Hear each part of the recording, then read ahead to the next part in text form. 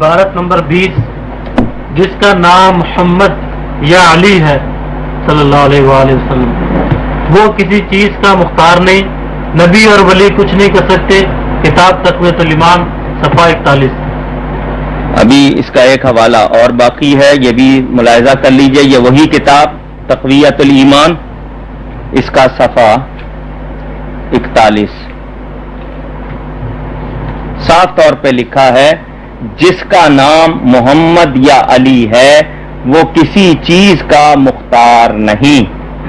یہ صاف طور پہ لکھے جس کا نام محمد یا علی ہے وہ کسی چیز کا مختار نہیں۔ شاید کوئی یہ سمجھے کہ محمد یا علی کسی عام آدمی کا نام نہیں، یہ نبی پاک صلی اللہ علیہ وسلم کے بارے میں خاص طور پر لکھا ہے، کیونکہ حضور نبیوں کے سردار ہیں، حضرت علی ولیوں کے سردار ہیں۔ لوگ یا رسول اللہ کا نعرہ بھی لگاتے ہیں یا علی کا نعرہ بھی لگاتے ہیں، تو اس نے صاف طور پر واضح کر کے یہ لکھا ہے کہ جس کا نام محمد یا علی ہے وہ کسی چیز کا مختار نہیں، یعنی نبیوں ولیوں کے اختیار کو سراسر جھٹلایا، اور اس کے علاوہ جگہ جگہ اس نے اس کتاب میں حضور صلی اللہ علیہ وسلم، انبیاء، اولیاء، شہداء، ائمہ کے بارے میں نہایت گندی زبان استعمال کی ہے، جس میں سے کچھ پیش کی گئی ہے۔ یہ جو حوالہ بھی اصل کتاب میں موجود ہے جو دکھا دیا گیا۔